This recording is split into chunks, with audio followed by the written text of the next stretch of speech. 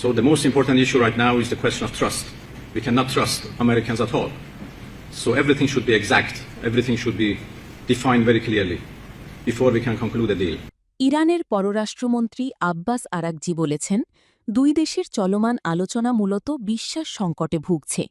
ব্রিক্সভুক্ত দেশগুলোর পররাষ্ট্রমন্ত্রীদের বৈঠক শেষে নয়াদিল্লিতে আয়োজিত এক সংবাদ সম্মেলনে তিনি কথা বলেন। খবর এনডিটিভির।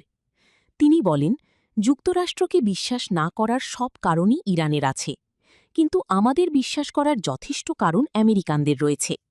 একই সঙ্গে তিনি উল্লেখ করেন, দুই দেশের চলমান আলোচনা মূলত বিশ্বাস সংকটে ভুগছে। সংবাদ সম্মেলনে আরাকজি দাবি করেন, ইরানের বিরুদ্ধে যুদ্ধে কোনো লক্ষ্য অর্জনে ব্যর্থ হয়ে যুক্তরাষ্ট্র আলোচনার প্রস্তাব দেয়।